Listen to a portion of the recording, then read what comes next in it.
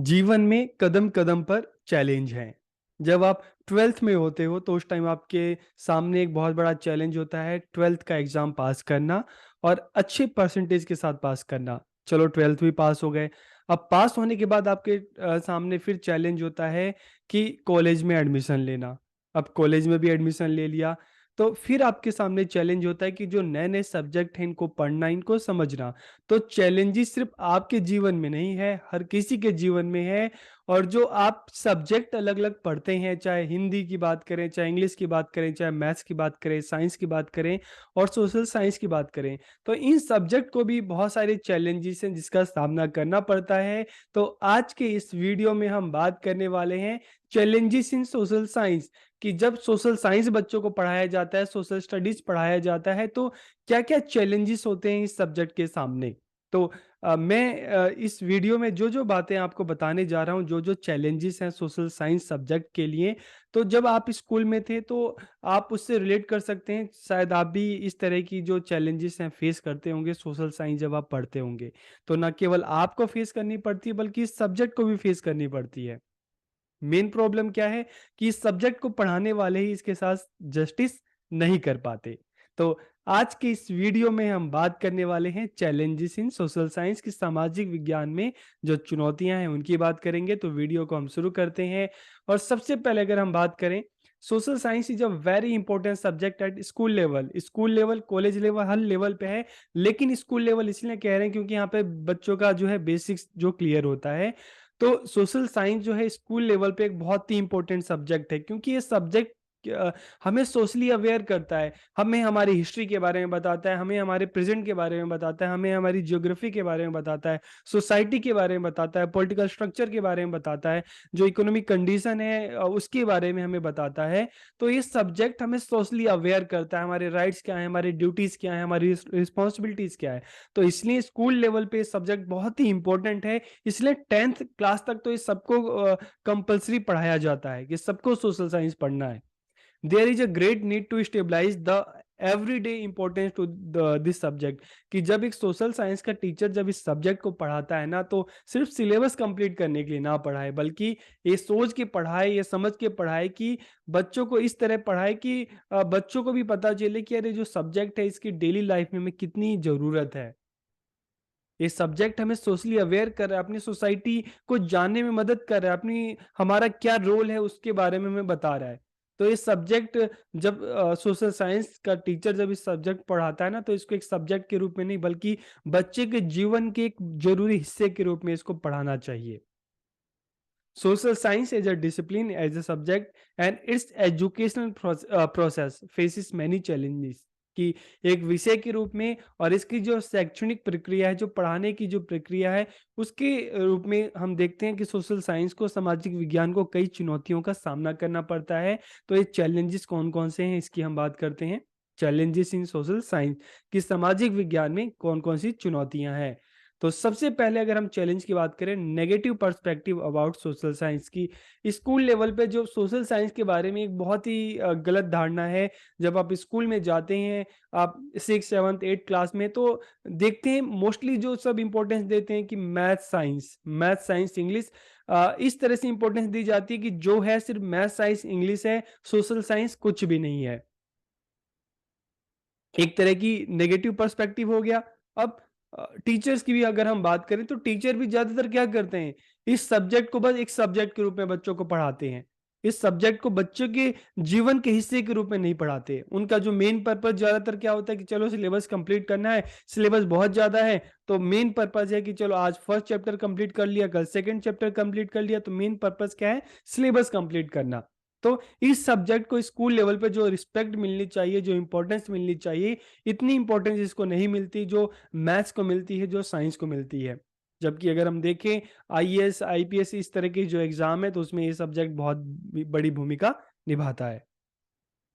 Excessive use of lecture method in social science class, कि जैसे मैंने आपको अपने पहले के वीडियो में बताया कि सोशल साइंस में बहुत सारे मेथड है, डिस्कशन है, डिबेट है, स्टोरी टेलिंग है, प्रॉब्लम सॉल्विंग है, प्रोजेक्ट मेथड है।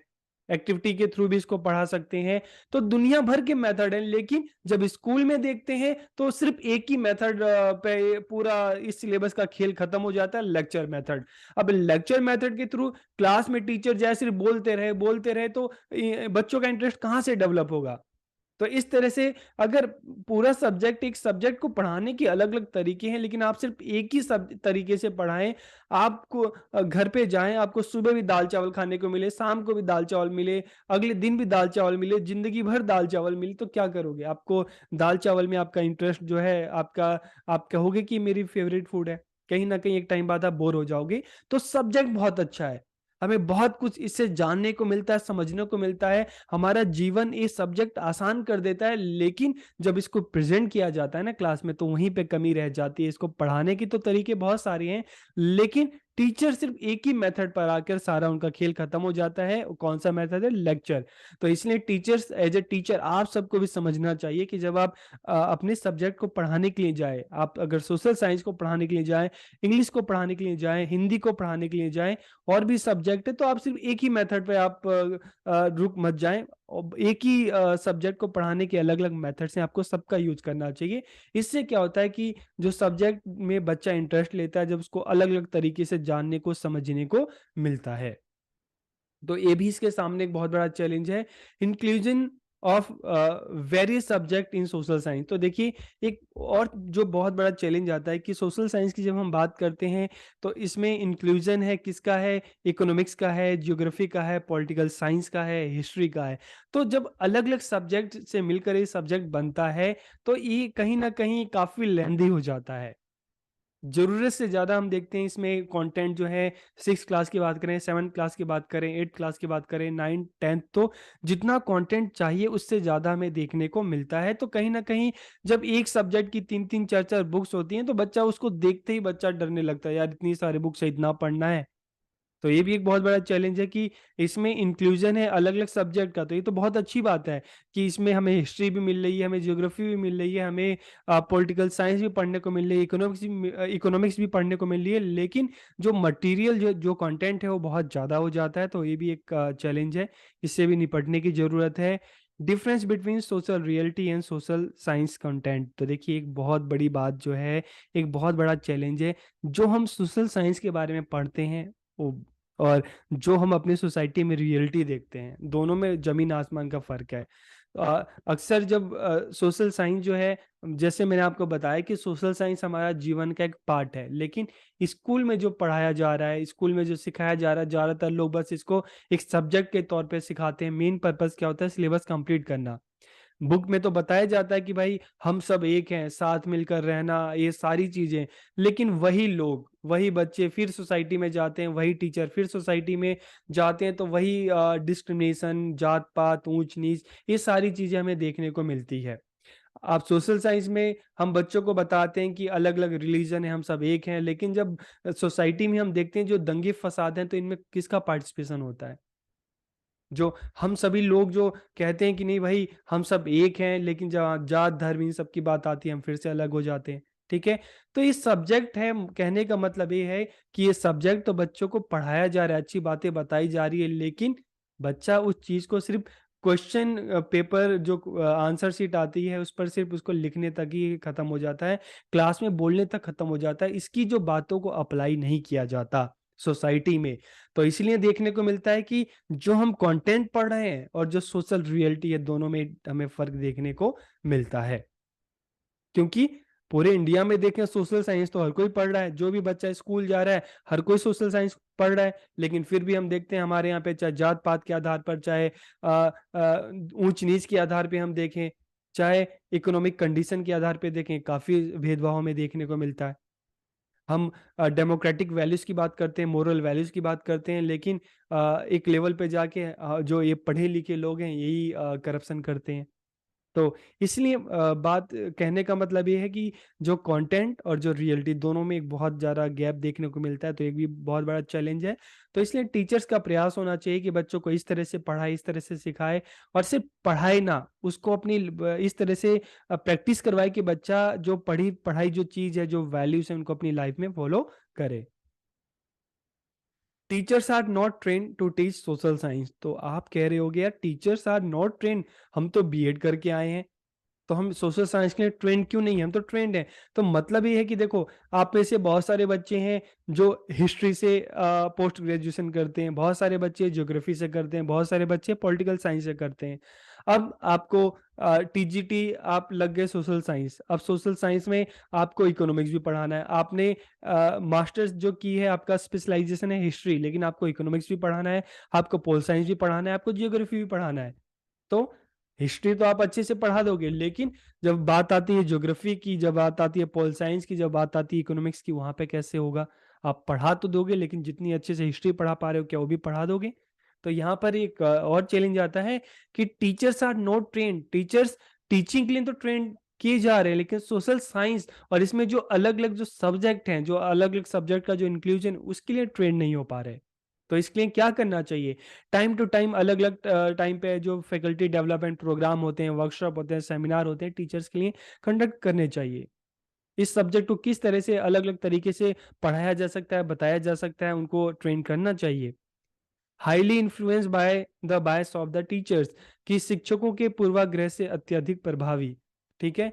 अब देखिए, यहाँ पे एक और प्रॉब्लम है कि जो सोशल साइंस पढ़ाने वाले जो टीचर्स हैं, ठीक है, किसी ना किसी रिलीजन से ताल्लुक रखते हैं, किसी ना किसी कल्चर से ताल्लुक रखते हैं, किसी ना किसी कास्ट से ताल्लुक रखते हैं। तो यहाँ पे एक प्रॉब्लम आती है कि जब आप हिस्ट्री को पढ़ाएंगे, तो हर देखते हैं कि टीचर्स पर उसके रिलीजन का बहुत ज़्यादा प्रभाव पड़ता है। आप क्योंकि आपका सोशलाइजेशन आपके रिलीजन के बीच में हुआ है, कास्ट के बीच में हुआ है, आपके कल्चर के बीच में हुआ है, तो कहीं ना कहीं यहाँ पे एक बाइसनेस की जो संभावना होती है कि जब टीचर बच्चों के सामने कोई फैक्ट प्रस्तुत करता है, तो जहाँ पे अगर उससे रिलेटेड जो उसकी संस्कृति है, उससे रिलेटेड उसका रिलीजन है, अगर ये चीज़ बात आती है, तो कहीं न कहीं यहाँ पे बायसनेस देखने को मिल जाती है। तो इसलिए टीचर का काम है कि बच्चों को जब इस सब्जेक्ट को पढ़ाए, बताए ना, तो किसी तरह की कोई बायसनेस नहीं होनी चाहिए। पूरी ईमानदारी के साथ सब्जेक्ट को पढ़ाए, चाहे उसका रिलीजन है, चाहे उसका धर्म है, अगर कहीं पे भी अगर उसको लगता है कि भाई ये चीज़ें सही नहीं है, तो वो चीज़ें बच्चों को बताई जानी चाहिए और उसके पीछे का लॉजिक भी बताया जाना चाहिए। ठीक है? तो यहाँ पे है कि टीचर्स भी highly influenced by the bias of the teacher, कि यहाँ पे भी देखते हैं कि जो शिक्षक है पूर्वाग्रह से बहुत ज़्यादा प्रभावित यहाँ पे भी होते हैं। इसीलिए हम देखते हैं कि सोशल साइंस टीचर हैं, अलग-अलग टीचर हैं, एक ही कंटेंट, एक ही सब्जेक्ट पढ़ाने का सबका अपना अलग-अलग तरीका हो सकता है। कोई एक ही चीज़ की कोई पॉजिटिव बताता है, कोई उसका जो नेगेटिव है उसके बारे में बताता है। ठीक है?